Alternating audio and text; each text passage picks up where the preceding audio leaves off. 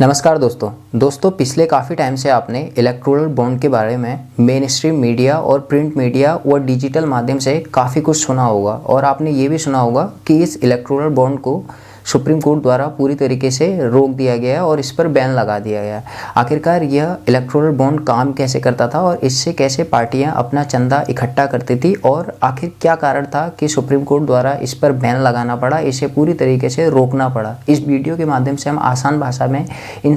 तमाम चीज़ों के बारे में जानने का प्रयास करेंगे, तो वीडियो में आप आखिरी तक बने रहिए। दोस्तों शायद आपको याद हो या आपने कभी न्यूज़ में ये ज़रूर सुना होगा कि जो 2019 में लोकसभा चुनाव हुए थे, उस चुनाव में जो भारत में चुनाव पर जो टोटल खर्चा हुआ पार्टियों के द्वारा वो 64,000 करोड़ रुपए था, यानी कि 64,000 करोड़ रुपीस इलेक्शन में सभी पार्टियों ने खर्च किया 2019 के चुनाव में। तो आखिरकार दोस्तों इतना सारा पैसा पार्टियों के पास कहाँ से आता है, क्योंकि हम और आप लोग तो पार्टियों को पैसा देते नहीं हैं और ना जो पार्टियां होती है वो कोई साइड बिजनेस करती है या उस पार्टी का कोई रेवेन्यू मॉडल होता है। तो आखिरकार पार्टियों के पास इतना सारा पैसा आता कहाँ से है जिससे वह किसी चुनाव में 64,000 करोड़ रुपये तक खर्च कर देती हैं। दोस्तों पार्टियों को डोनेशन करने की जो प्रक्रिया है वह काफ़ी पुराने समय से चलती आ रही है, यानी कि जब से हमारा देश आज़ाद हुआ और हम लोकतांत्रिक देश के रूप में जब से स्थापित हुए तब से दोस्तों पार्टियों को डोनेशन करने की प्रक्रिया जारी है। क्योंकि दोस्तों कोई एक पार्टी बिना डोनेशन के नहीं चल सकती, क्योंकि उसका कोई रेवेन्यू मॉडल नहीं होता, ना उसे कोई गवर्नमेंट हेल्प करती है कोई से भी इलेक्शन लड़ने के लिए। तो पार्टी के लिए ज़रूरी रहता है कि उसे अच्छी मात्रा में डोनेशन मिले जिसकी मदद से वो अपने पार्टी के सारे कार्यों को पूरा कर सके और चुनाव में अच्छे रिजल्ट लाने के लिए अच्छे पैसे एक्सपेंड करे, जिसकी वजह से जो चुनाव के रिजल्ट हैं वो उसके फेवर में आए। इसके लिए दोस्तों डोनेशन की शुरुआत करी और ये डोनेशन काफ़ी समय से चलता आ रहा था और 2017 तक इसी तरीके से डोनेशन चलता आ रहा था। जब से हमारा देश आज़ाद हुआ तब से पार्टी को चंदा लेने की कोई लिमिट सेट नहीं थी, यानी कि पार्टी किसी से भी चंदा ले सकती थी और कितनी भी मात्रा में चंदा ले सकते थे, उसकी कोई लिमिट नहीं थी। ना उसको कोई डॉक्यूमेंट वेरिफिकेशन कराने थे और ना कहीं पे कोई बैंक अकाउंट खोलना था, यानी कि आप 2017 से पहले किसी भी पार्टी को डोनेशन दे सकते थे। आप 20,000 तक नगद कैश ले जाके उनके ऑफिस में जाके उस पार्टी को डोनेशन दे सकते थे। ना उसमें आपकी KYC की जाती थी और ना आपका आधार कार्ड मांगा जाता था। लेकिन दोस्तों जो सरकार है, सरकार ने कहा कि इस सब के बीच में ट्रांसपेरेंसी होना बहुत ज़रूरी है, यानी कि पार्टी कहाँ से पैसा ले रही है और कैसे उस पैसे को खर्चा कर रही है, आखिरकार कौन उस पार्टी को पैसा दे रहा है, कितने नंबर में पैसा दे रहा है, आखिरकार वो ब्लैक मनी तो नहीं है या मनी लॉन्ड्रिंग के तहत तो पैसा नहीं दे रहा है। इन तमाम चीज़ों को सरकार ने मॉनिटरिंग करने के लिए और इन सब चीज़ों में पारदर्शिता यानी कि ट्रांसपेरेंसी लाने के लिए इस एमेंडमेंट एक्ट को लाए, यानी कि इस इलेक्टोरल बॉन्ड के नियम को सरकार ने लागू किया 2018 में। इलेक्टोरल बॉन्ड परचेज करना एक काफ़ी ही आसान और काफ़ी इजी प्रोसेस था, यानी आप किसी SBI की किसी स्पेसिफिक शाखा में जाते हैं जो कि इलेक्टोरल बॉन्ड इशू करने के लिए जिससे परमिशन होती है, आप वहां जाते हैं, आप चेक के माध्यम से या डिजिटल पेमेंट के माध्यम से आप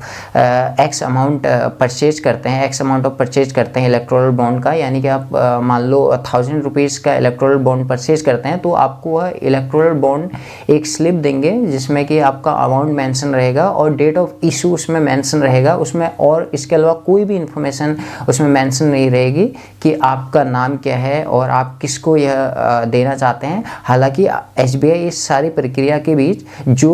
डोनर होगा उसकी KYC करेगा, जो कि मैंडेटरी है, यानी कि आपकी KYC करेगा और सारी जो आपकी इंफॉर्मेशन होगी वो SBI के पास रहेगी, इसके अलावा वह किसी के पास नहीं रहेगी। तो दोस्तों आप वहाँ से जब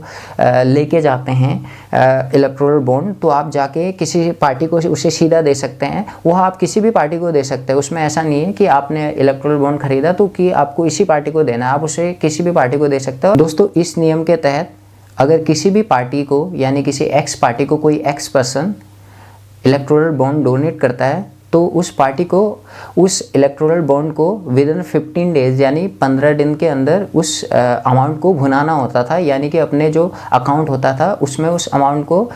इन कैश कराना होता था। अगर 15 दिन के अंदर वह पार्टी उस अमाउंट को इन कैश नहीं करा सकती तो वह party automatic PM relief fund में चला जाता था, यानी कि जो PM रिलीफ फंड होता था वो सारा पैसा उस फंड में चला जाता था अगर पार्टी विदिन 15 डेज उस अमाउंट को इन कैश नहीं करा पाती थी। तो 2018 से इलेक्टोरल बॉन्ड की शुरुआत होने के बाद से ही इसमें काफ़ी लूपहोल्स देखे गए जिसके अगेंस्ट जो सोशल एक्टिविस्ट थे उनने सुप्रीम कोर्ट में जाकर इसके अगेंस्ट चार्जशीट फाइल की और इसे बंद कराने की मांग 2018 में स्टार्टिंग से ही होने लगी, क्योंकि दोस्तों इसमें कई ऐसे लूप होल्स थे जिसे सुप्रीम कोर्ट भी मानता था कि ये गलत है और ये जो कानून सरकार ने पास किया, अमेंडमेंट जो सरकार लेके आई है, ये कहीं ना कहीं असंवैधानिक है, गलत है और जो राइट ऑफ इंफॉर्मेशन होता है व्यक्ति का उसके अगेंस्ट है। क्योंकि दोस्तों देखा गया है कि जो इलेक्टोरल बॉन्ड 2017 से लेकर 2022 तक परचेज किए गए उसमें मैक्सिमम नंबर ऑफ परचेज जो बाहर की कंपनियां थी, यानी कि वेदांता जैसी बड़ी कंपनी जो कि हमारे देश से बाहर की कंपनी है उसके द्वारा परचेज किए गए, और एक फ्यूचर गेमिंग कंपनी है उसके द्वारा सबसे ज़्यादा बॉन्ड इसमें परचेज किए गए, उसके द्वारा 1300 करोड़ के आसपास के जो बॉन्ड हैं वो परचेज किए गए और इसे एक्स पार्टी को डोनेट किए गए। तो दोस्तों सुप्रीम कोर्ट की आशंका है कि ये सरकार को इन्फ्लुएंस करने के लिए जो बड़ी कॉर्पोरेट कंपनियां होती हैं, जो बड़े कॉर्पोरेट हाउस होते हैं या कोई जो बड़े पूंजीपति लोग हैं, वो सरकार को इन्फ्लुएंस करने के लिए या अपने फेवर में डिसीजन लेने के लिए, सरकार पे कंट्रोल करने के लिए किसी एक्स अमाउंट या किसी बड़े अमाउंट में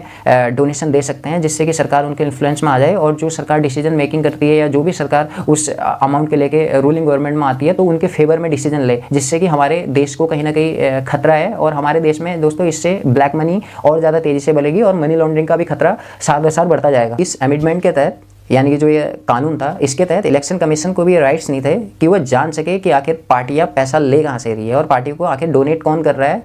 आखिर कौन है इतना बड़ा पूंजीपति जो पार्टियों को हजार करोड़ रुपए के डोनेशन दे रहा है, 1300 करोड़ के डोनेशन दे रहा है। यह जो राइट्स था दोस्तों वो इलेक्शन कमीशन के पास भी नहीं था। हालांकि इलेक्शन कमीशन एक इंडिपेंडेंट बॉडी होती है देश में, लेकिन उसके पास भी इस अमेंडमेंट के अकॉर्डिंग कोई भी राइट नहीं था कि वह जान सके कि आखिर पार्टी के पास पैसा कहाँ से आ रहा है और पार्टी को ये डोनेशन जो दे रहे हैं वो कौन दे रहे हैं, क्या वो अपने प्रॉफिट के 7.5% में से दे रहे हैं या वो अपना पूरा हिस्सा दे रहे हैं, यह उसके पास भी राइट्स नहीं थे। तो देश के नागरिकों के अधिकार को बचाने के लिए